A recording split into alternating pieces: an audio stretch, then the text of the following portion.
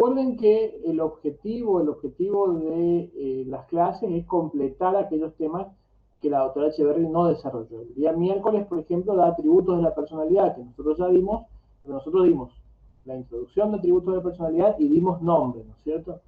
Entonces, ¿qué vamos a hacer hoy? Lo que la doctora Echeverry no va a terminar de dar, que es el tema de terminar la bolilla, en donde la bolilla 3, donde nos introducimos en la temática de los atributos de la personalidad. Vamos a ir al programa, vamos a compartir pantalla y vamos a dar los otros dos atributos de la personalidad que nos faltan,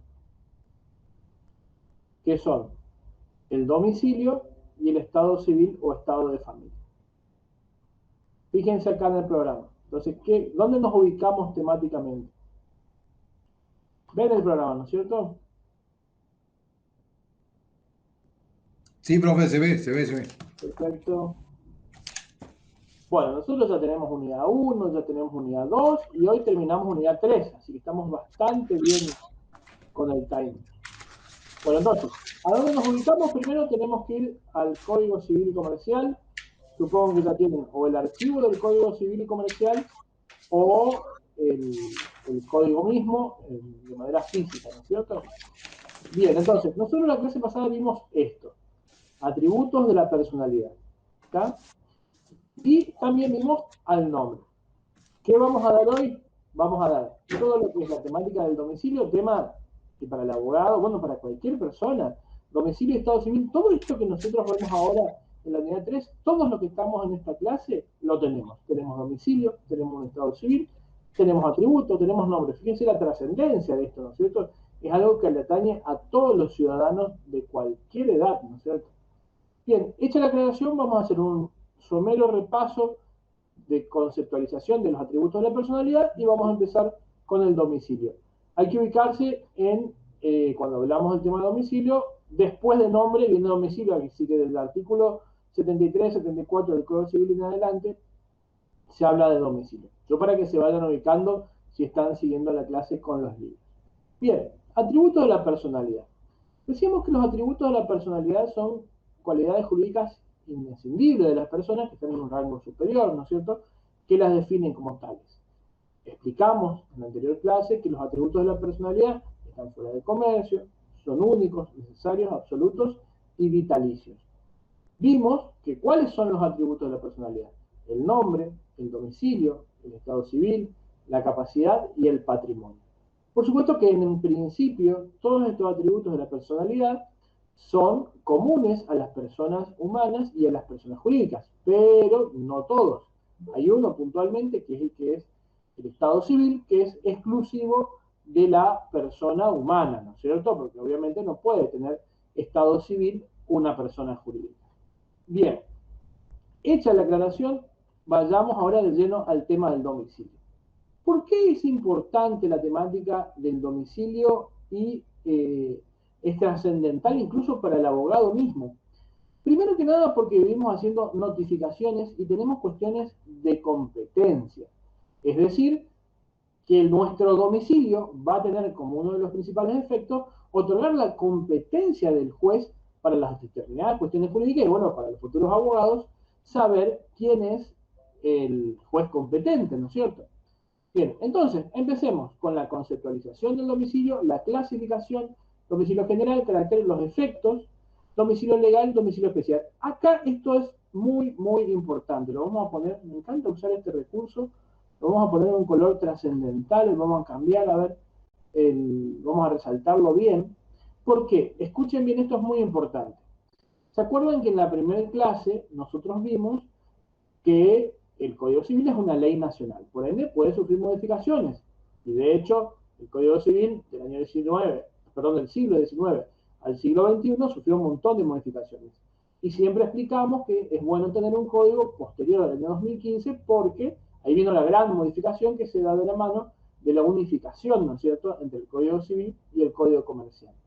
Pero en esta temática de domicilio ha habido un ayornamiento muy, muy importante en eso que yo marqué recién, que es el domicilio especial, que lo vamos a ver en el artículo 75. Es decir, Aclaro para cuando llegue ahí que ustedes me digan, ¿pero qué está leyendo, profe? Que cuando veamos domicilio especial, que es un domicilio trascendental de todos los días, diría yo, para el abogado, vamos a advertir que eso se modificó ¿cuándo? En el artículo 75 se modificó en junio del 2020. O sea, los alumnos del año pasado, cuando vieron domicilio especial, no vieron la incorporación del domicilio electrónico como domicilio especial constituido en los contratos. Este es un tema tremendamente importante y que viene de la mano de la pandemia y de la realidad misma. AFIP te pide que constituyas domicilio fiscal electrónico. El Poder Judicial, o sea, el Código de Procedimiento local, te pide que tengas, y te habilita el Poder Judicial, un mail electrónico para notificaciones a través de mail. O sea, sin ninguna duda, la constitución de un mail se ha vuelto algo trascendental. Así que, importante, lo vamos a explicar en detalle cuando veamos este inciso E del punto 2 de la unidad 3, que es domicilio especial. ¿Qué quiero decir con esto? Que ahí sí agreguen, salvo que ustedes hayan comprado un código 2021, que puede ser el caso, y que tengan un 2021 ya de este año, si tienen uno viejo del 2020 para atrás, van a tener desactualizado el artículo 75, que es muy importante. Es más, tan moderno es esto que hay un video mío donde hablo exclusivamente en poco tiempo, en 5 minutos, de domicilio, que lo recomiendo que lo vean, uno de los primeros videos que vemos en el canal de YouTube, y ya está desactualizado, porque es un video previo a junio del 2020. ¿Está? Pero igualmente hay que completarlo con esto de domicilio especial. Yo incluso después lo voy a editar, voy a cambiar, lo voy a volver a hacer y a actualizar. Bien, hecha la aclaración, vayamos a la temática del domicilio. Vamos a utilizar la filmina de la doctora en la temática de acá está, domicilio, en ambas temáticas. Entonces, primera cuestión, uno piensa que el domicilio, que es la casa donde uno vive, pero en esencia tenemos que entender que desde el punto de vista jurídico, el domicilio también es una conceptualización jurídica, e incluso el domicilio de las personas que no tienen casa existe, y es el lugar de su última residencia. Entonces tenemos el concepto de residencia, el concepto de domicilio, el concepto de habitación también. Entonces, entendemos que el domicilio es el lugar donde radicamos con nuestras familias. Antes, el viejo código decía, es lugar de la familia y del negocio de la persona, para el cumplimiento de todos los efectos jurídicos. En principio, ese es el concepto básico de domicilio. Pero entendemos que existe dos grandes conceptualizaciones de domicilio: el domicilio general y el domicilio especial. Esto es muy importante. El domicilio general es el que es atributo de la personalidad y con esa característica comparte la definición típica de todo atributo, es decir, está fuera de comercio, es necesario, es único, es absoluto y es vitalicio. El general. Mientras que el domicilio especial no es un atributo de la personalidad porque no es necesario, justamente puedo tener multiplicidad de domicilios, no es absoluto, es justamente para relaciones jurídicas puntuales. Entonces, lo que debemos entender es que de la clasificación típica que se da en esta materia de domicilio, tenemos dos tipos de domicilio: domicilio general y domicilio especial. El domicilio general, a su vez, puede ser de dos tipos. Puede ser el domicilio real o el domicilio legal. Y acá viene todo un tema. Porque sobre todo si trabajan en estudios jurídicos o, o trabajan en el Poder Judicial, habrán escuchado esto del domicilio legal, dirán, bueno, el domicilio legal es el del estudio jurídico del abogado, el domicilio legal es el del banco, el domicilio... Bueno, entonces, ojo, una cosa es el domicilio legal como domicilio general y otra cosa es un domicilio procesal, por ejemplo, que está en los códigos de procedimiento, pero ¿qué pasa? Los códigos de procedimiento, tanto nacionales como locales, hablan del domicilio legal como domicilio especial. Entonces ahí viene la gran confusión. Por ahí uno cuando lleva cédulas a la oficina de notificaciones, todo el tiempo pasamos aclarando que ¿a dónde va dirigida la cédula? ¿En el domicilio legal? ¿Legal de qué? ¿De las personas jurídicas o legal del abogado? Entonces no es lo mismo, pero utilizan el mismo término. Entonces, cuando hablamos de domicilio legal en nuestra materia, a diferencia de cuando hablamos de domicilio legal en otra materia que se llama procesal, civil y comercial, estamos hablando de el domicilio general, que lo tienen ciertas personas que vamos a ver a continuación. Pero es muy importante que repasemos esta filmina, que es la función y la trascendencia del domicilio. Es el que nos da la capacidad, la jurisdicción. Yo les pregunto a ustedes, ¿los puede juzgar un juez de Neuquén? No, porque ustedes en principio tienen domicilio en Resistencia, en Formosa, o alguno tal vez en otro lugar, pero en esencia son de Resistencia y de Formosa. Entonces la jurisdicción es la de su domicilio, es el lugar del cumplimiento de las obligaciones y lo más importante para el abogado es el lugar de las notificaciones. Si yo tengo como abogado que notificar con una cédula a una persona, tengo que notificar en su domicilio y tengo que saber bien cuál es su domicilio. Si no, va a estar mal notificado. Y si está mal notificado, no se produce algo que es muy importante para el abogado y para el proceso, que es la traba de la litis, que es cuando le decimos, señor, habrán visto sobre todo en las películas norteamericanas que tienen un sistema un poquito más, sin oficiales de justicia, sino con sistemas privados de notificación, que va el sujeto y se disfraza por ahí para que la persona que se está haciendo la loca y no quiere ser notificado le dé en mano como funcionario público y le dice, usted tiene esta demanda. Bueno, en esencia acá pasa lo mismo, porque viene un oficial de justicia, golpea tu puerta y te dice, acá está esta acción judicial, esta demanda en su contra. Entonces es muy importante. Por ejemplo, si usted le quiere hacer juicio a SECHEP, SECHEP es una empresa del Estado provincial, del Chaco, que brinda la luz, pero que tiene domicilio en Sespeña, que es la segunda localidad del Chaco. Y no en Resistencia, pero la sede principal está en Resistencia en cuanto a su infraestructura, pero el estatuto establece que la sede legal, el domicilio legal de SECHEP está en Sespeña. Entonces, si yo hago un juicio, tengo que hacerlo en principio en Sespeña la notificación, para que se den una idea de la trascendencia que tiene a los fines de la importancia para el ejercicio profesional. Entonces, ¿qué caracteres tiene? Además de compartir los caracteres de todos los atributos de la personalidad, tiene el carácter que es del domicilio real o domicilio general, que es de libre elección, la mutabilidad que dice la Filmina. Fíjense que cuando en la clase pasada hablábamos de nombre, decíamos que el nombre es inmutable, todo lo contrario al domicilio, ¿no es cierto? ¿Por qué? Porque en esencia el nombre no se puede cambiar, salvo lo que vimos en la clase pasada. En cambio, el domicilio real, en esencia, es mutable y está protegido por la Constitución Nacional, que es una norma, obviamente, de orden público, no privatista, pero que tiene un raigambre importante y una trascendencia en nuestra asignatura, sobre todo después de la constitucionalización del derecho privado en el año 2015, que establece que el domicilio como es inviolable. El domicilio tiene digamos, una protección jurídica desde el punto de vista del derecho público, donde yo le puedo decir, ojo, esta es mi casa, acá vivo yo, usted no puede entrar. Y eso está protegido legalmente. Yo puedo elegir en el domicilio donde yo quiero estar. Está, por supuesto, en el marco de las posibilidades económicas de cada uno. Pero necesariamente, como dice también la Filmina, debo tener un domicilio. Por eso se daba el fundamento, ¿cierto? Está fuera del comercio, es único necesario. Y ustedes miran, pero ¿cómo está fuera del comercio? La cosa, que es la casa, está fuera del comercio. Pero supongamos que ustedes pierden, le rematan su casa porque no pudieron pagar una hipoteca. Le rematan su casa y se quedan sin casa.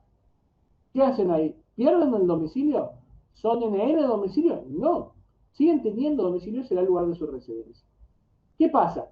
Si vemos fíjense, acá está digamos,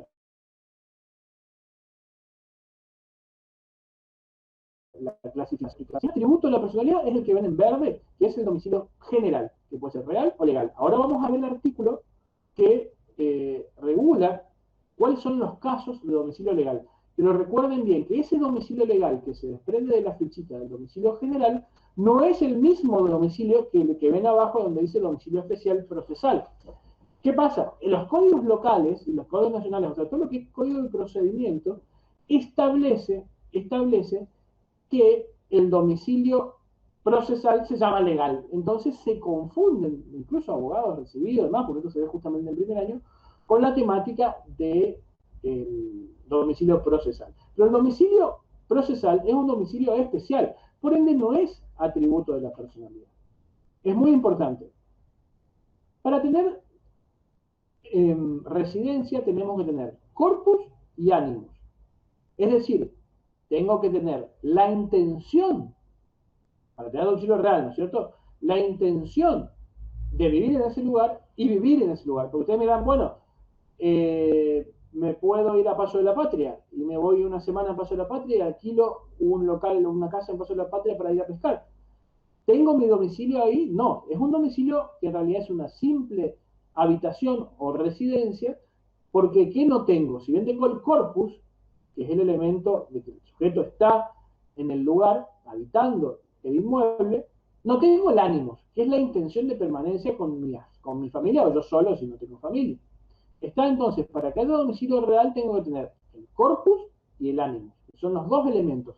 La intención de permanecer en ese domicilio y el ánimo de hacerlo.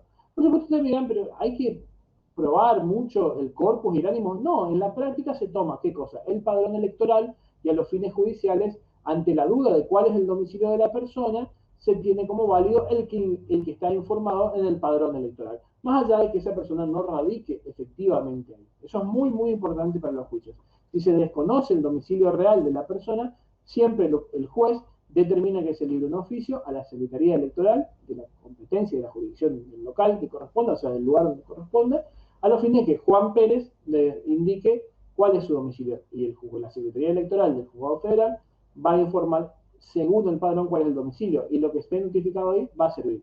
Por supuesto que si se establece que la persona, por a través de un oficial de justicia, no vive ahí, hay que notificar por edicto, que es una cosa muy importante. Bueno, antes de ver estas filminas, vamos a ir a los artículos del código. Mientras busco, los invito a que me interrumpan o pregunten cualquier cosa. Bien, porque claro, uno explica domicilio real y, y explica la cuestión práctica, ¿no es cierto? Pero hasta que uno no ve de qué estamos hablando, sobre todo en los ejemplos del domicilio legal, medio que no entiende cuál es este domicilio legal de que estamos hablando cuando hablamos del domicilio legal como domicilio general, ¿no es cierto? Entonces, que es distinto al domicilio convencional. Pero repasemos el real y vayamos por fin a este y a los ejemplos del domicilio legal. Recuerden, los ejemplos del domicilio legal como domicilio general. Domicilio real. La persona humana tiene domicilio real en el lugar de su residencia habitual. Fíjense que de acá es muy importante que empiezan a surgir los elementos del ánimos y del corpus. Si ejerce actividad profesional o económica, lo tiene en el lugar donde la desempeña para el cumplimiento de las obligaciones emergentes de dicha actividad. En realidad este no es un domicilio justamente general, sino que es un domicilio convencional a los fines de la actividad. Incluso se traslada esto después a las empresas que tienen múltiples domicilios que establecen la posibilidad de notificarle en el domicilio local de la sede para aquellas obligaciones que fueron contratadas en ese lugar. Yo voy a explicar con las compañías de seguros un poquito cómo funciona eso, que es muy importante. Entonces, la esencia está, al analizar el domicilio general, en el comienzo del artículo 73, cuando nos dice la persona humana tiene domicilio real en el lugar de su residencia. Pero fíjense, el 74, cuando nos habla de el domicilio legal, nos dice, el domicilio legal es el lugar donde la ley presume sin admitir prueba en contra. Es decir, es una presunción legal iure de iure. Las presunciones iure de iure no admiten prueba en contra y las presunciones iuris tantum sí admiten prueba en contra. ¿Qué significa esto? Que no puedo decir que ese domicilio era desconocido por mí o que ese no era mi domicilio. No admite prueba en contra. Entonces, el domicilio legal es el lugar donde la ley presume, sin admitir prueba en contra, que una persona reside de manera permanente para el ejercicio de sus derechos y el cumplimiento de sus obligaciones. Fíjense esto. Ya hablamos de nuevo de una generalidad, a diferencia del segundo párrafo del 74, que habla de aquel que tiene la actividad profesional o la actividad económica. Por ejemplo, yo estoy dando clase en estudio jurídico y para los fines de las obligaciones que surgen del desempeño profesional mío, mi domicilio es el del estudio jurídico, no el de mi casa. Pero si yo tengo que pagar la patente del auto y me tienen que intimar porque no pago la patente del auto, me van a intimar en mi casa, no en mi estudio jurídico. Entonces, solo la ley, volviendo al domicilio legal, puede establecerlo y sin perjuicio de lo dispuesto en normas especiales, dos puntos. Esto es muy, muy importante. Primera cuestión. El domicilio es legal porque la ley lo dice. Por eso se habla de domicilio legal. Porque todo es legal, ¿no es cierto? Todo surge del derecho objetivo. Pero el domicilio legal, ¿qué es? ¿Cuándo se da? Se da cuando una norma, para situaciones especiales, como vamos a ver a continuación, funcionarios públicos, militares, transeúntes y demás que vamos a ver en el artículo 74 tienen ese domicilio, porque la ley lo indica. Sin perjuicio de normas especiales. ¿Qué significa esto? Que hay normas que regulan la temática de otros domicilios además de esto.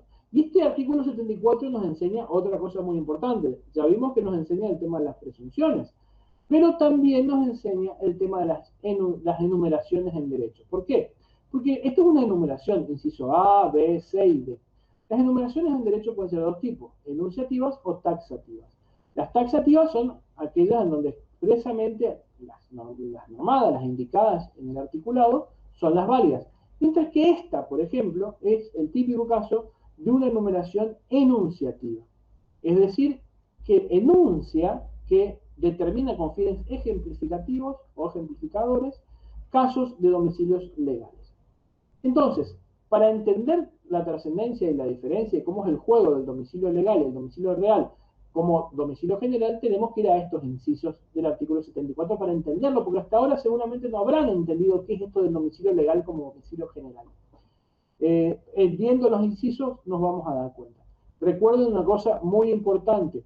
Se tiene como domicilio general, en virtud del principio de unicidad que vimos en la figurina de la autora Echeverri, un único domicilio como domicilio general. O sea, si yo tengo domicilio, si soy uno de los casos del supuesto del artículo 74 y tengo domicilio legal, mi domicilio general va a ser mi domicilio legal, no va a ser mi domicilio real. Más allá que, lógicamente, como todos tenemos algún vínculo familiar y tenemos familia, voy a tener un domicilio real, voy a tener los dos, pero a los fines del cumplimiento de todos los derechos y las obligaciones y para que trabaje y funcione como domicilio general, voy a tener el legal.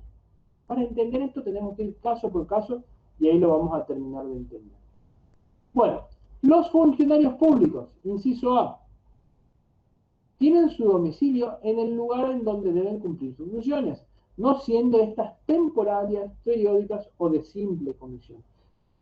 Entonces, si son funcionarios públicos, ojo, estamos hablando de funcionarios que no sean periódicos, como por ejemplo un concejal o un diputado, que son funcionarios que se recambian, o un funcionario que sea un interventor, por ejemplo, de un municipio o de un organismo.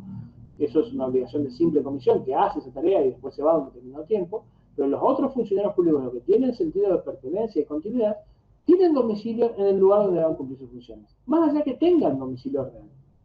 Los militares en servicio activo. Esto es más sencillo todavía. Con esto van a entender bien clarito el concepto de domicilio legal. Los militares en servicio activo, o sea, los militares jubilados, no. Los militares en servicio activo tienen su domicilio en el lugar en lo que están prestando el servicio, o sea, en la dependencia militar. Ese es el mejor ejemplo sencillísimo de entender. Es decir, siempre y cuando sean activos, obviamente que van a tener su familia en otro domicilio y en otro lugar, pueden tener hijos, estar casados y demás. Pero el domicilio legal es domicilio general para ellos. Y es donde prestan servicio. C. Los transeúntes o las personas de ejercicio ambulante, como los que no tienen domicilio conocido, lo tienen en el lugar de su residencia actual. Esto es lo que yo ya vengo explicando incluso de la clase pasada, de que si no tengo esa casa, fíjense que este inciso C del artículo 74 viene a zanjar ese tema de cómo puede ser que el domicilio como atributo de la personalidad esté fuera del comercio, si todo el tiempo se venden y se compran casas. Hay algo que se llama inmobiliaria que se dedica también a eso. ¿Por qué? Porque entendemos que el domicilio es una conceptualización jurídica. Por eso este inciso C viene a otorgarle domicilio aún a la persona que no tenga ese techo propio, digamos, o alquilado. ¿Tá? ¿Y cuál va a ser? El de su residencia actual, que puede ser una simple plaza. Y acá tuvimos todos. En el D estuvimos todos, porque no todos hemos sido funcionarios públicos, no todos somos militares y no todos somos personas ambulantes, pero todos hemos sido incapaces. ¿Por qué ustedes eran incapaces? Sí, incapaces desde el punto de vista de la capacidad de hecho. Es decir, de la aptitud para ejercer los derechos de los cuales unos son titulares. Sabemos, y lo vamos a ver cuando veamos la bolilla 4 y 5, que la capacidad, desde el punto de vista de la capacidad de hecho, es gradual. Es decir, que a medida que va la persona desarrollándose y va creciendo, salvo que tenga alguna enfermedad o algún problema mental, va desarrollando nuevas habilidades y el derecho va acompañando esas nuevas habilidades, otorgándole capacidades y aumentando sus facultades. ¿Qué significa esto, chicos? Que hasta que tenemos 18 años, que es cuando el derecho nos da la mayoría de edad para la realización de todos los actos civiles, tenemos domicilio ¿dónde? ¿Dónde están nuestros representantes? ¿Y quiénes son nuestros representantes hasta que tenemos 18 años? Los padres.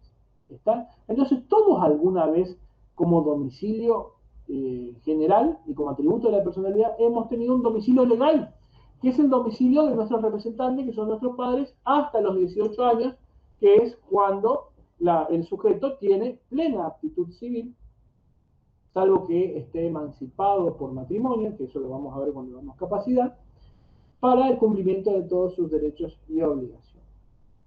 Bien, entonces, sabemos que esta enumeración es enunciativa. Además de esto, puede darse el caso que otras leyes establezcan otros casos de domicilios legales.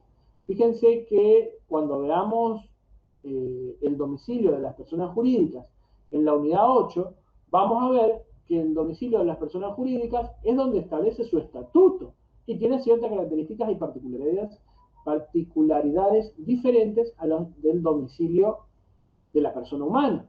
Porque obviamente la persona jurídica no puede tener familia, entonces no puede darse esa conceptualización. Pero sí puede tener un domicilio estatutario legal. Eso es propio de la persona jurídica y eso está en otra parte del código, no en este artículo 74 ni en alguno de sus incisos. Bien, con eso ya terminamos la temática del domicilio general. Salvo que haya alguna pregunta que me puedan interrumpir, vamos a ir por la segunda parte del programa. Veamos un poquito el programa. Acá. Ya explicamos la clasificación, el domicilio general, caracteres, efectos.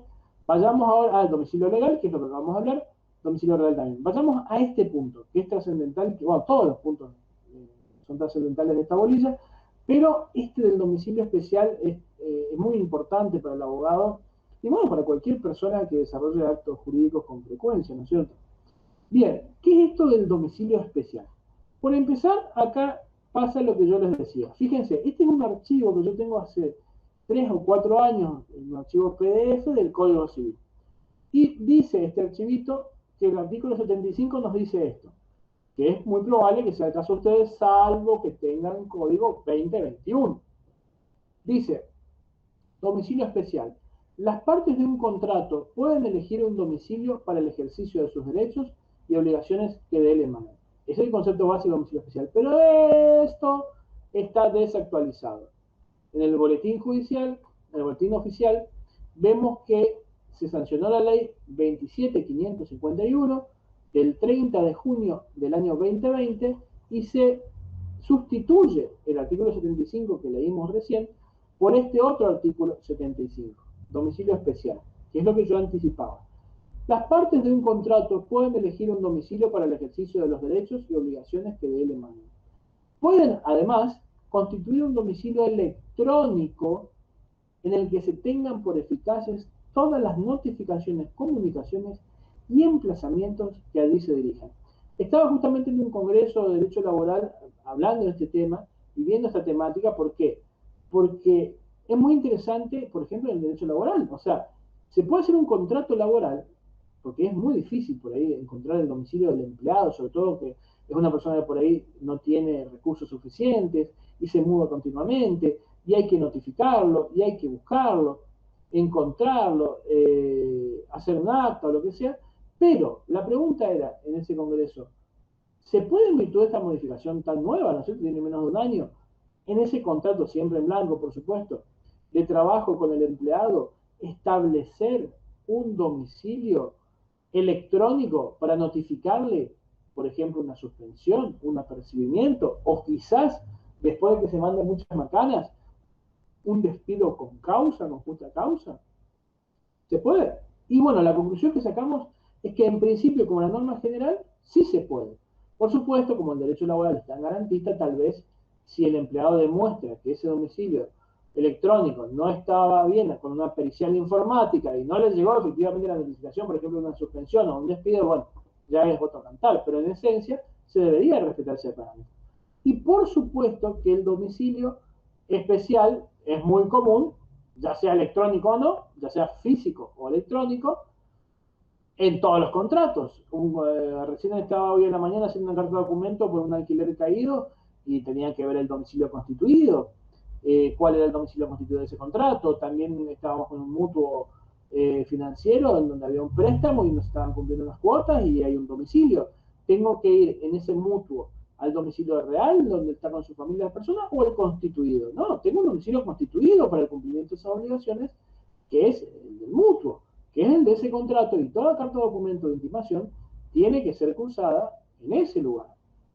Bien, recuerdo entonces que el 75 se amplió, se podría decir, y se incorporó la posibilidad de que además de que sea un domicilio físico, puede ser un domicilio electrónico. Y eso es muy, muy importante por los gastos, la trascendencia que eso tiene, y por supuesto hay que validar, ver cómo juega la ley de firma digital en esto, cuál es el domicilio válido. Yo entiendo que para que valga, ambas partes deberían constituir domicilio electrónico. Entiendo que el acreedor o el deudor de la relación, todos tienen que tener su domicilio electrónico y tienen que estar al tanto. Entonces, si a mí me llega de parte del acreedor de mi obligación un domicilio, un email que es de un domicilio electrónico que es el constituido, lo tengo que tener como válido.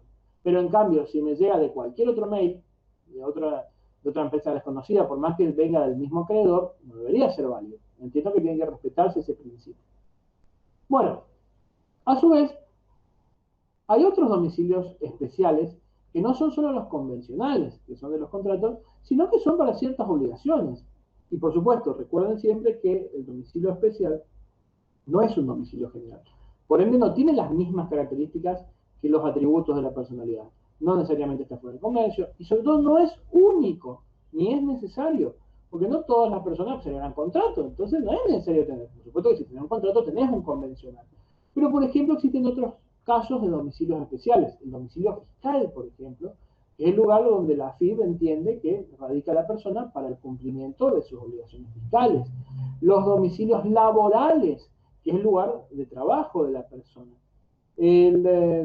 Los domicilios convencionales, y bueno, y para los abogados, los domicilios procesales constituidos. Un abogado puede tener, no porque tenga una sola oficina, pero puede también tener un abogado con muchas oficinas, ¿por qué no? Pero un abogado que tiene una sola oficina puede constituir múltiples domicilios procesales, ¿por qué no? En el de un amigo, un socio, por ejemplo, en el interior de una provincia, constituye otro domicilio procesal distinto al de su estudio jurídico central. ¿Por qué? Porque no hay obligación del carácter de unicidad del domicilio, sino que los domicilios especiales tienen multiplicidad, digamos. La característica es la multiplicidad de esos domicilios. Bien, sigamos. Y después, antes de pasar a Estado Civil, vamos a hacer un repaso de las dos últimas filminas de la doctora Echeverry, que me parecen muy útiles para sintetizar todo esto, que es tremendamente importante. ¿Qué hacemos con el cambio de domicilio y qué hacemos con el domicilio ignorado? En cuanto al domicilio, el efecto del domicilio sí ya lo vimos en la filmina, mucho más ampliado que este 78, pero nos dice, en cuanto al efecto del domicilio, que el domicilio determina la competencia de las autoridades en las relaciones jurídicas. La elección de un domicilio produce la prórroga de competencia. Significa, esto es muy importante, que si yo constituyo un domicilio en ese determinado lugar, la competencia es de ese lugar.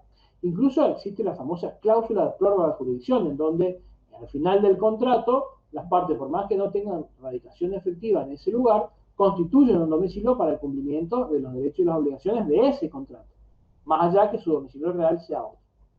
Veamos el 76 y 77, repasamos y después, salvo que haya alguna pregunta, vamos a estado de familia. Artículo 76, domicilio ignorado. La persona cuyo domicilio no es conocido lo tiene en el lugar donde se encuentra. Lo vimos en el principio por el cual determinamos que el domicilio general es atributo de la personalidad. Tenés que tener para la ley un domicilio. Y si este también se ignora, en el último domicilio conocido, que es lo que le dije al comienzo de la clase. Cambio de domicilio, artículo 77. El domicilio puede cambiarse de un lugar a otro. Esta facultad no puede ser coartada ni por contrato ni por disposición de última voluntad. Esto es muy importante y hace a la característica que vimos de la libertad de elección de domicilio. El cambio de domicilio se verifica instantáneamente por el hecho de trasladar la residencia de un lugar a otro con ánimo de permanecer en ella. Entonces, lo que vimos al comienzo en la conceptualización de domicilio se termina plasmando en el artículo 77. El concepto del corpus, el concepto de animus y la característica de la libre elección del domicilio. Veamos entonces la filmina. Entonces, para sintetizar, el domicilio como atributo de la personalidad es general, puede ser real o legal. El real es el lugar del asiento de mi familia. El legal es para el caso de que tenga ese encuadre, sea funcionario público, sea militar, sea incapaz, y los otros ejemplos que podemos ver, es el legal. El domicilio especial no es atributo de la personalidad. Acá hay dos ejemplos, pero además de este domicilio especial, que es el convencional, el procesal, puede haber un domicilio fiscal o un domicilio laboral, son todos domicilios especiales. Y esto, recuerden, en el convencional tenemos la modificación del artículo 75, también el domicilio electrónico es un tipo nuevo de domicilio especial. Como vimos en el artículo 77 recién, tenemos los elementos del domicilio real en el corpus y el ánimo, que es el ánimo de permanecer en él y efectivamente hacerlo, es de libre elección, es totalmente cambiable y es necesario, como explicábamos, sí o sí tengo que tener un domicilio. Fíjense, por eso están los militares acá, ¿no es cierto? El domicilio legal, ¿cuál? No el procesal, sino el general, el que vimos. No puede convivir con otro domicilio general, eso surge del principio básico de los atributos de su unicidad, tiene los efectos propios de todo el cumplimiento de todas las obligaciones de los derechos y obligaciones. Entonces, ¿por qué esto de efecto relativo? Esto está muy bueno, esto es importante que veamos. Estos son dos ejemplos de domicilios especiales, no son los únicos domicilios especiales, esto es muy importante. El efecto relativo, ¿qué significa eso? Eso es muy importante y tiene mucho que ver con lo que vimos en la clase pasada. En el caso de los otros atributos veíamos, y el domicilio general, veíamos que el domicilio general tiene efectos erga omnes, por el tema del FUNAM, ¿no es cierto? Que está fuera de comercio único necesario, absoluto y vitalicio. Entonces, al ser absoluto, significa que ese domicilio, el general, tiene un efecto absoluto, no un relativo, es decir, para todo el cumplimiento de los derechos y las obligaciones. En cambio, en el convencional tenemos que el domicilio constituido a los fines de ese contrato, que ahora vemos que también puede ser electrónico, es relativo, es decir, que es solo a los efectos de ese contrato, no de todos los contratos ni de todas las relaciones. Por eso el efecto es relativo, no es absoluto, es lo contrario a absoluto, es relativo, es a los fines de ese contrato. Y bueno, el procesal es obligatorio, sí, cada vez que estamos en un proceso tenemos que constituir el domicilio y es habilitan a los fines de ese proceso. Muy bien, respiro un poquito y que escucho preguntas. ¿Tienen alguna pregunta o podemos pasar a terminar la unidad 3 con el desarrollo del Estado civil? ¿Pregunto? Profe, ¿Sí? con respecto al domicilio especial, el artículo 75, yo veo con mucha habitualidad que los clientes de los estudios jurídicos o los contables ponen el domicilio, consignan el domicilio en los estudios contables o jurídicos, la mayoría, o muchas personas, ¿A los digamos. fines de qué obligaciones? Y en general diversas obligaciones, porque por ahí uno manda a un domicilio y es el del contador, el del estudio o el Y del eso está abogado. bien, y eso está bien, porque por ejemplo la otra vez hice una intimación de un empleado que no iba a trabajar. La clásica intimación previa al despido para abandono de trabajo. Y constituí un domicilio acá, y el aviso de recibo vino acá, no Claro. hay ningún problema en ese sentido, porque vos estás constituyendo, porque justamente el domicilio laboral es un domicilio especial, ¿entendés? Claro. Entonces, en la relación del débito laboral, el empleador puede constituir otro domicilio a los fines de la notificación. Sí, sí, se da mucho, yo veo mucho en los juicios laborales que sucede eso porque el abogado es el primero que recibe, digamos, las notificaciones o las intimaciones y porque a lo mejor la persona o no está, o viaja, o tiene otras cuestiones, ¿no? Claro, sí, por eso. Está muy Así. bien. Ahí veo que Cintia Ledesma tiene una manito virtual levantada. Cintia, ¿querés preguntar algo o quedó un saludo del comienzo de la clase? Todavía una mano virtual. Baje la mano virtual entonces, si no preguntan. Bueno, está bien, no hay ningún problema. Perfecto. Anímense a preguntar. La idea de este espacio sincrónico justamente es para que consulten cosas. Cualquier cosa también pueden hacerlo por mensaje de texto. Bien, hecha la aclaración, contestada la única pregunta, vayamos ahora ya a terminar la bolilla y ver la bolilla 3, estado civil o estado de familia. ¿Qué pasa? Primera cuestión. Cuando veníamos viendo los otros atributos de la personalidad, observábamos que teníamos un encuadre normativo organizado, es decir, el nombre estaba en los artículos 60 y pico en adelante, el domicilio 73 en adelante. Y el estado civil parecería ser que viene después, pero no.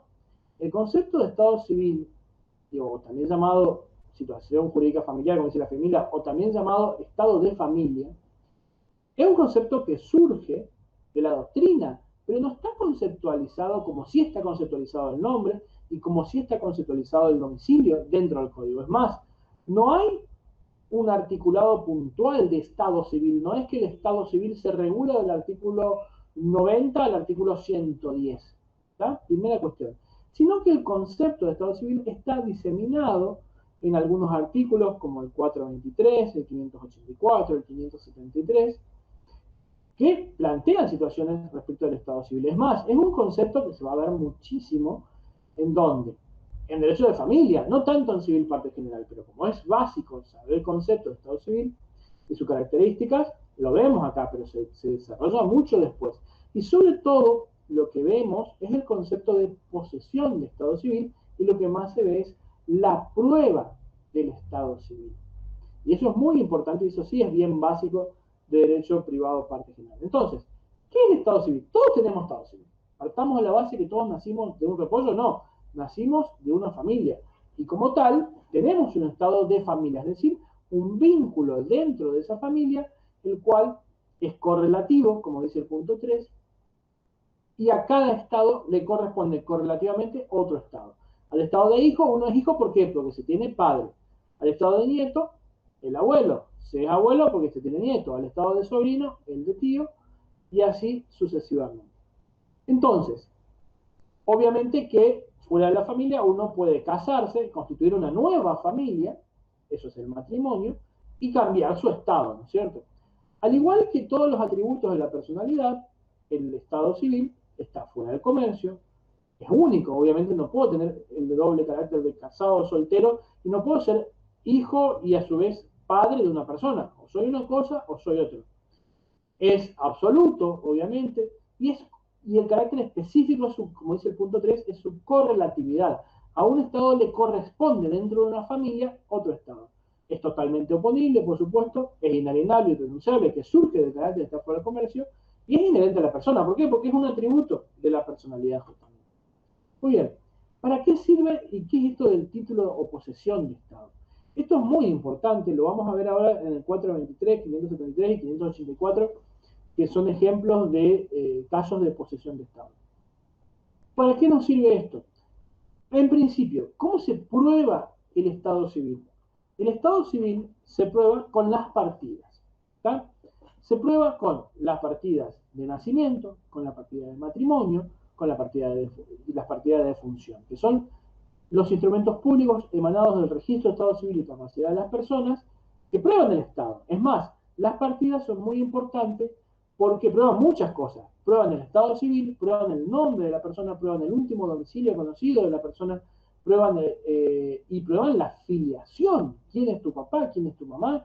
Eso es muy, muy importante. Y la partida de matrimonio, obviamente, demuestra si estás casado y con quién estás casado. Pero ¿qué pasa? Hay veces que hay deficiencia en las partidas. Ya vamos a ver después un poquito más en profundidad cómo funcionan los registros y esto de las partidas. Entonces, hay ocasionales casos en donde se pueden plantear reclamos a través de probar el Estado en una situación de hecho para complementar esa deficiencia registral que existe en la persona. Por eso tenemos esto que son las acciones de Estado, la reclamación filial, la acción de adopción, el desconocimiento de paternidad. O sea, todo lo que hace la conflictividad que se ve muy poco, acá se va a ver en profundidad en familia. Ahí sí que estás todo el día viendo el tema del Estado, sobre todo cuando los hombres no reconocen la paternidad de los hijos. Pero estábamos hablando de posesión de Estado, por eso saltamos un poquito la filmina, y veníamos a explicar que la posesión de Estado se da ante un hecho material frente a una partida que es un hecho formal. ¿Por qué? Porque tengo posesión de Estado cuando tengo, y esto viene del derecho romano, cuando tengo tres elementos. Esto insisto mucho porque esto sí entra mucho en el parcial de este tema de Estado civil, posesión de Estado es algo que entra mucho. Y esto es interesante que tengan en cuenta que a diferencia de nombre y de domicilio, que es sencillito, porque vos lo encontrás en los artículos que vimos en la clase pasada y esta clase, en cambio este lo tenés que investigar un poquito y ver dónde está esto de la posesión de Estado. Entonces, para que exista posesión de Estado y que yo lo pueda arguir a favor en un proceso, tengo que tener nomen, tractus y fama, como dice la filmina. Nomen es el nombre, es decir, la persona tiene que ser conocida, se le tiene que dar el nombre, es conocido como yo de Fernández. El trato, tiene que tener ese trato, tiene que ser la señora de o el señor de, y tiene que ser conocido eso. Si yo tengo el nombre dado, pero no dado en el registro, porque si el nombre está dado en el registro, yo lo pruebo formalmente con la partida, sino dado en los hechos, frente, justamente por eso se pide el requisito de la fama, y el trato de hijo, de esposo, de esposa, tengo posesión de Estado. Pero vayamos a esos artículos de los que estábamos hablando para entender cuándo tengo posesión de Estado. A ver, veamos, por ejemplo, el artículo, la regla general de excepciones de la prueba del matrimonio. ¿El matrimonio cómo se prueba, chicos? ¿Se prueba con qué? Con la partida o acta de matrimonio, ¿no es cierto? Emitida por el Registro de Estado Civil y Capacidad de las Personas. Un instrumento que los abogados vemos siempre en nuestros despachos a los fines de juicios sucesorios, reclamos de alimentos, etc. Entonces, el matrimonio se prueba con el acta de su celebración. Su testimonio, que es la copia certificada que emite el Registro de Estado Civil y Capacidad de las Personas, copia o certificado o con la libreta de familia expedida por el Registro de Estado Civil y Capacidad de las Personas. Cuando existe imposibilidad de presentarlos, la celebración del matrimonio puede probarse por otros medios justificando esta imposibilidad. O sea, la esencia de la prueba del matrimonio es la partida. Pero, y acá viene un caso de posesión de Estado, ¿no es cierto? Si la partida es deficiente, ¿qué nos dice el artículo? La posesión de Estado por sí sola no es prueba suficiente para establecer el estado de casado o para reclamar los efectos civiles del matrimonio. Si existe acta de matrimonio y posesión de Estado, la inobservancia de formalidades prescritas en el acto de celebración no puede ser alegada contra la existencia del matrimonio. Esto me hace acordar a un amigo mío de hace muchos años, que él se creía muy simpático, colega también, de un caso real. No lo hizo, digamos, aunque no sé hasta dónde hubo maldad o mala fe, a propósito o no, eso lo dirá el destino, pero cuando se estaba casando, no firmó el acta. Ustedes saben que no firmó el libro que lleva el funcionario. Cuando se casan, el casamiento es un acto solemne, solemnidad absoluta, en donde hay que, digamos, respetar ciertos requisitos, como son la presencia de testigos, del funcionario público, de las partes y la lectura de los artículos pertinentes de parte del funcionario y la firma en el libro. Y este muchacho, compinche mío, no firmó el libro. Pero la mujer firmó, y todos los testigos firmaron, y el funcionario firmó. Él hizo como que firmó. Entonces, la pregunta es, ¿ese matrimonio es nulo? Y en principio debería ser anulado porque está viciado, porque falta un elemento esencial que es la firma. Pero, si las personas después de ir fueron a pasar junto a la luna de miel, se casaron y tuvieron 2 hijos, como fue este caso, y estar juntos hace 10 años, no puedo 10 años después decir, pero ¿quién? Sobre todo si se pretenden divorciar o hay algún problema ahí, decir, ah, no, pero yo no firmé casarme con esta mujer. ¿Por qué? Por este artículo puntualmente que establece que si hay una deficiencia en la forma del matrimonio, con la posesión de Estado, es decir, el tractus, el nomen y la fama, lo soluciono y lo corrijo, se podría decir, a ese error formal de esa fama. Para eso, en ese caso, sirve la posesión de Estado.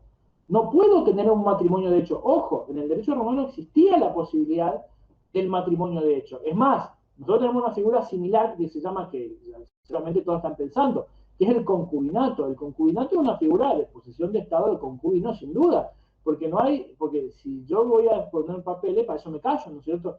En cambio, en el concubinato las partes van, se juntan, se mudan, llevan cada uno una parte de las cosas y punto, y ahí siguen creciendo como familia. En virtud de que hay mucho de eso, y no tanta gente que se case como antes, es que con la modificación del año 2015 se incorporan un montón más de derechos a los concubinos. ¿Ven? Este es el típico caso de la posesión de Estado. Veamos un poquito el programa para seguir desarrollando esta temática. Entonces, ¿cómo probamos el Estado? Las partidas, validez de su contenido, nulidad, rectificación, pruebas sociales, posesión de Estado. Ah, listo, perfecto. Tenemos que seguir con la finalidad. Entonces, ¿cómo probamos qué es esto del registro de Estado Civil, la organización y los libros que lleva? ¿Y qué es lo que nos da? Las partidas. Entonces, los registros civiles de estado de capacidad de las personas están de acuerdo al domicilio de la persona. En grandes localidades va a haber más domicilio, más registros de estado civil que tienen una función local. Existen dos grandes registraciones del estado de la persona. El registro nacional de la persona, que en esencia es el que siempre llevaba el DNI, y después los registros de estado civil. Bueno, todo lo atinente a el estado civil de la persona cuando nace, cuando se casa, puede cambiar su capacidad, cuando tiene que inscribir un divorcio, y sobre todo cuando tiene que inscribir un hijo, y después cuando fallece, que se inscribe obviamente su fallecimiento, está en un registro local, que es en virtud del domicilio real, justamente, de esa persona. Por eso puede haber varios registros civiles. En el Chaco y en otras jurisdicciones del país, obviamente hay un registro que es la sede central de los otros registros, donde también habrá eso. Pero, ¿cómo está organizado? Con libros de protocolos. Es decir, en esos libros habrán visto una partida, están todos lineados, todos numerados, están insertos en un libro porque no se pueden sacar salvo que se los rompa. Entonces hay un control, porque estamos controlando la identidad de la persona. Entonces, incluso cuando uno inscribe a un bebé, tiene que cumplir ciertas formalidades, le tienen que dar un formulario, el registro civil justamente te dan el certificado de nacimiento del sanatorio, vos vas con toda la validación y el control de esa identidad y reconoces la criatura, incluso llevas la criatura, incluso le ponen el piecito a la criatura. ¿Y dónde se hace eso? En el registro civil. En esencia se llevan los siguientes libros, pero se pueden llevar más libros. Libro de nacimiento, libro de matrimonio, libro de capacidades y libro de defunción. A su vez puede haber otros libros complementarios. ¿Y qué pasa? Normalmente el abogado trabaja con la partida, ¿no es cierto? Porque me sirve a los fines de determinar el vínculo y las obligaciones que surgen de la relación de familia. Entonces, ¿qué pasa? Te dice, muchas veces viene el cliente y te dice, uy, yo te traje el original, yo quiero que vos me devuelvas el original. Y me canso de explicarle, hay un solo original, y ese original está en un libro, y ese libro nunca te lo dan porque está muy guardado ¿en dónde? En el registro civil de capacidad de las personas. Lo que te dan a vos, que considerás que es el original, es un primer testimonio. Es decir, esa primera copia que vale como instrumento público. Cuando veamos instrumentos, vamos a ver la trascendencia del instrumento público. Pero en esencia, prueba su contenido per se, es decir, frente a todos y por sí mismo. Entonces, para desvirtuar esa prueba en un proceso, tengo que hacer algo que se llama incidente de realusión de falsedad. Es decir, tengo que decirle al juez que han truchado con las autoridades y los funcionarios públicos, o un trucho, ese instrumento. Pero en esencia, si yo tengo la firma, los sellos y demás, el juez debe presumir que es un instrumento válido y que prueba su contenido. Después, cuando llegamos a la bolilla 12 y veamos instrumentos, vamos a desarrollar en profundidad ese tema. Pero en esencia, las partidas emanadas y certificadas, que son primeros y segundos testimonios, son instrumentos públicos y prueban el Estado. Si no tengo eso, sí tengo que ir a la figura que ya vimos de la posesión de Estado. Muy bien. Se pueden modificar, hay que hacer una incidencia a esos fines y tenemos que hacer las observaciones del caso. Bueno, esto de nacimiento, inscripción y demás, vamos a ver si está en el programa las partidas, validez de su contenido, nulidad, rectificación, posesión de Estado ya vimos. Ah, no, con eso ya terminamos. No doy esto de la inscripción del nacimiento porque la inscripción del nacimiento está acá, en el punto B de la unidad 2. Pero me sirve igual para explicar lo siguiente. Lo mismo el tema de las defunciones que ven acá. Todo lo atinente a las inscripciones está regulado en una norma que establece el funcionamiento de los registros a nivel nacional y establece los plazos y los procedimientos para eso.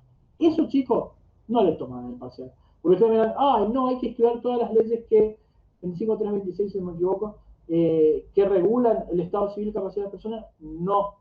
Hay que ver lo básico, lo que plantea la seña y la profe en la unidad 2. Y cuando vemos la unidad 7 de función. ¿Cuándo se inscriben los niños?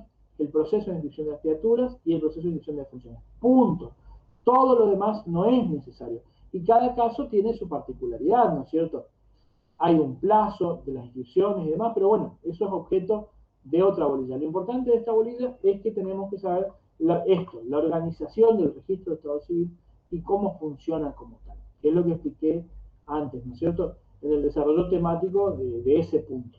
¿Por qué explico esto? Porque después vamos a llegar a la unidad, ustedes con la doctora ya vieron la unidad 2, y después en la unidad 7 van a ver la temática de, vamos a ver juntos la temática del fallecimiento y vamos a ver en profundidad cómo se inscribe el fallecimiento de las personas. Y vamos a repasar esta figura. Muy bien, ¿alguna pregunta hasta acá? Como verán, es un tema conciso, es un tema sencillo, es un tema clave, diría yo, porque todos tenemos domicilio, todos tenemos estado de familia y todos tenemos situaciones de familia, estamos casados, solteros, tenemos hijos y demás, nos hace, digamos que hace a la vida diaria, ¿no es cierto?, de todas las personas. Muy bien, ¿alguna pregunta? No, nada, profe. A ver, Adolfo. No, ninguna, profe, todo muy clarito. Buenísimo. Es un tema sencillo, pero hay cositas claves. Por ejemplo, el tema de que el Estado civil no está puntualmente en un capítulo exclusivo para definir el Estado civil. Entonces eso es muy importante. Saber que ejemplos de cómo funciona la posesión de Estado están en el 423. Hay otros ejemplos en el 573 y en el 584. Entonces, eso sí es muy importante que tengan presente, porque cuando llega el parcial, ustedes van a tener un parcial de libro abierto y posiblemente van a tener a Benjamín Pérez, La Borda, Rivera, Cifuentes, lo que estén estudiando, más el programa. Entonces van a tener una importante mezcolanza ahí, pero cuando esté codificado el tema como nombre y como domicilio va a ser más sencillo, porque si yo marqué en mi programa dónde está en qué parte del articulado, perfecto. Pero si no marqué, me puedo perder. Y si me toca un tema como Estado Civil que está explicado por la doctrina y puntualmente en algunos artículos del código, hay que ser prolijo y marcar esto que expliqué en clase. Eso es muy importante. Muy bien, chicos, ya son las 5:30, así que cualquier cosa, veo que no hay muchas dudas en la materia, veo que se entiende todo, porque recuerden que el grupo de WhatsApp pueden preguntar cosas. Hasta ahora no he recibido una sola pregunta de ningún tema del grupo de WhatsApp, así que entiendo que está todo bien. Y hay mucho contenido, porque ustedes suman las clases de la doctora Echeverry, más mis clases, más los contenidos de los libros y demás, está todo, digamos.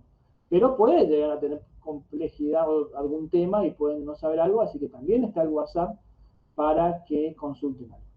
Muy bien, los dejo porque sé que están a full, porque el 24 tienen filosofía, pero le agradezco la presencia. Chau, chau. Gracias, profe. Gracias. Hasta la próxima. Hasta la próxima.